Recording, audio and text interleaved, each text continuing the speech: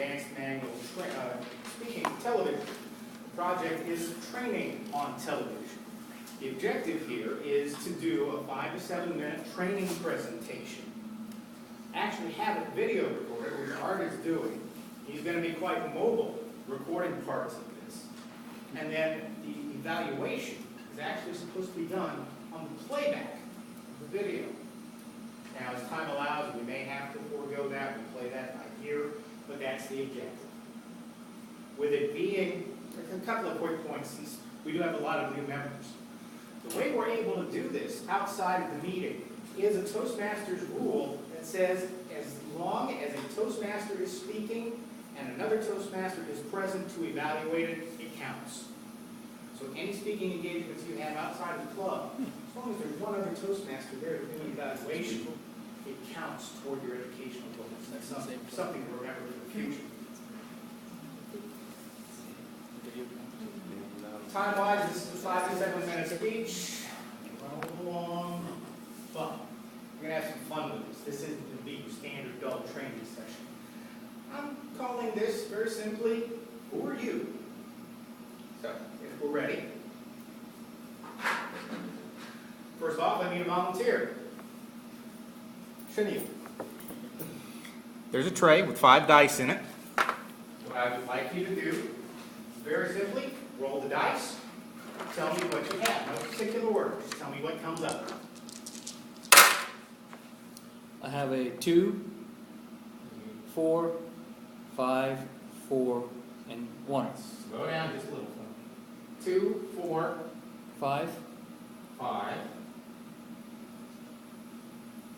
4, 4, and 1. and 1. Let me draw some lines in here just to keep them all straight. The answer is 4. Do it again, one more time.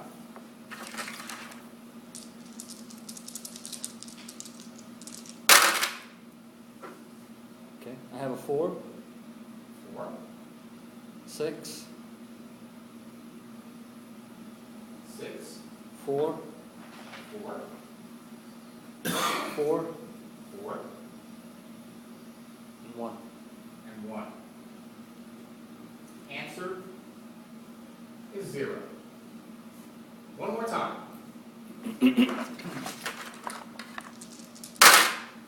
2, 2, 6, 6, 1, 1, 5, 5. 5.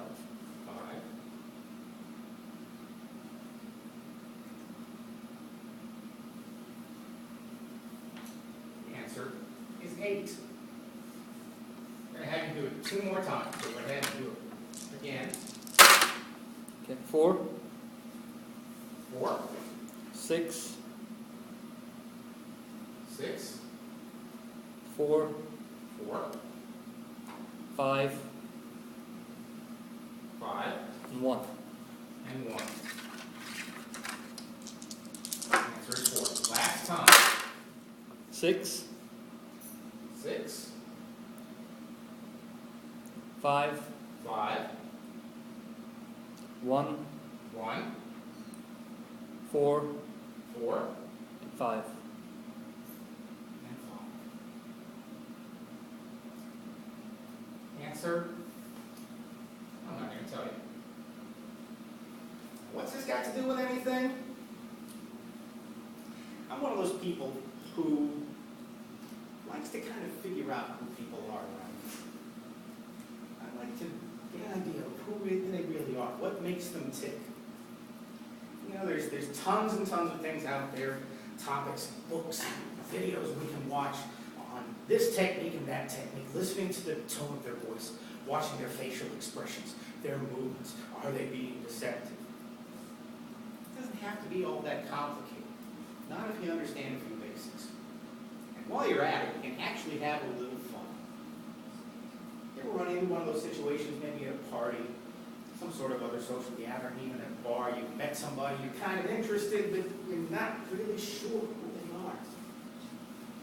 I'm going to show you a couple of ways to help you quickly get kind of a baseline of who this person a little fun in the process if nobody knows that you're really trying to figure them out.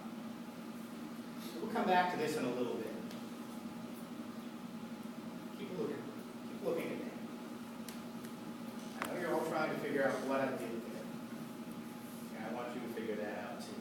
But let's do something a little different first. What I want everybody to do, and this seems like a magician's trick, and this is why it works very well in social situations. But let's do this. I want everyone to pick a number between 1 and 50.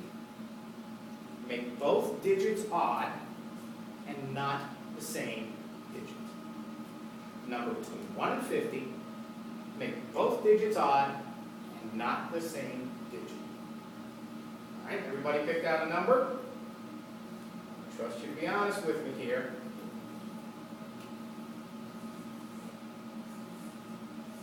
How many picked 37? Only one. Only one. You have no idea how much you just told me about this particular group. See, this number, in a situation like that, in most cases, 75 to 80% of people will pick that number, even though there are 8 correct possible answers. 13, 15, 17, 19, 31, 35, 37, and 39. All meet that formula.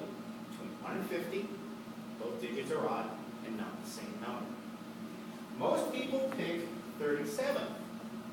And I'll show you why.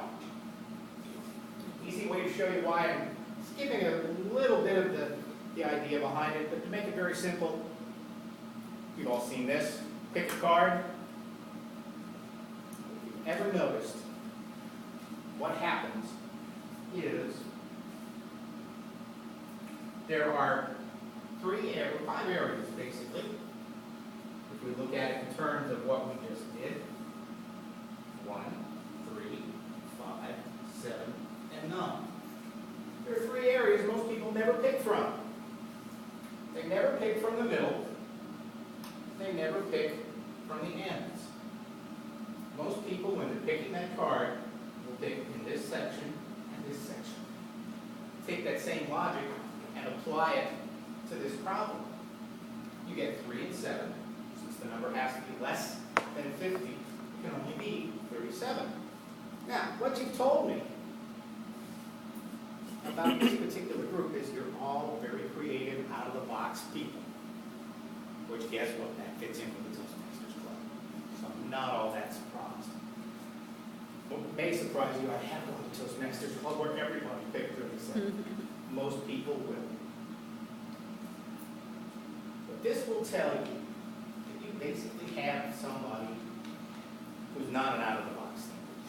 They're maybe very stable, very normal, very commonplace in some respects. Not out-of-the-box thinkers also means they're not way, way off over here. They're pretty traditional thinkers. So you've got that down. You know which side of that bar they fall on. Where this is concerned. Anybody figured this out yet? How I got those answers? This is actually commonly used as one of those little bar games called the Petals Around the Rose.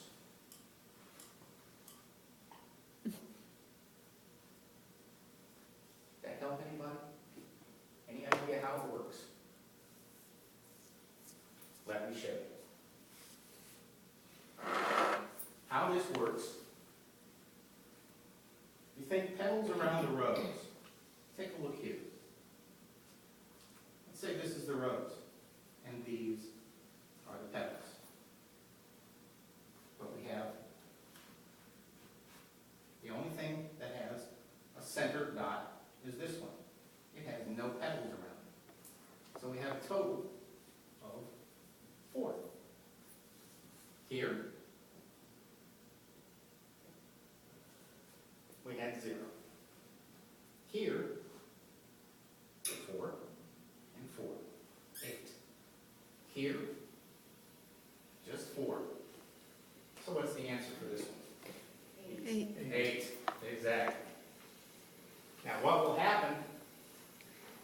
people work on this, they'll come up with one of three things. They either just won't get it at all. They won't figure it out. They won't have the slightest idea. And there's no shame if that happens to you, because reportedly that's exactly what happened when this was presented to Bill Gates. He couldn't get the slightest idea of how this worked. You actually had a little bit of an advantage in seeing all of these side by side, but some people will actually come up with kind of an idea. Well, you know, it's got something to do with the odd numbers.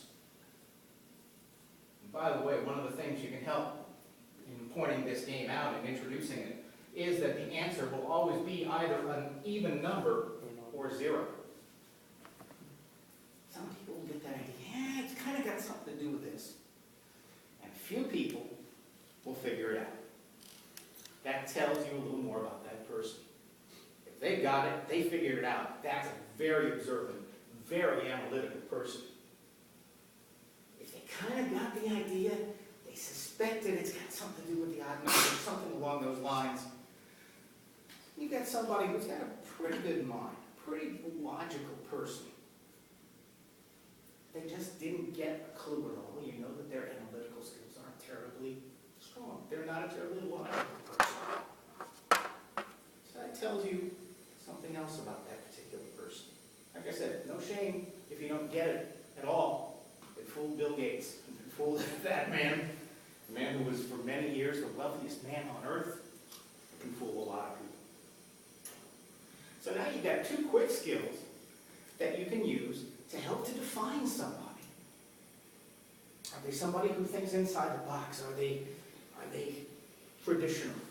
Maybe even boring to the side of normal? Or are they somebody who's more creative, who doesn't think the same way everybody else does? Are they perhaps somebody from a different culture than traditional Western cultures? Because you'll see fewer people picking 37 when they're not from a Western culture. So that gives you a good scope on that particular side of the person. Then you can see how well they are at analytical skills, at figuring out problems, at logical skills. And those two quick games, which you can do anywhere, you can get a good idea on who that person is, get that baseline, and figure out if that's somebody that you really want to get to know, or if it's maybe somebody nice to meet you. I can do that. Bye.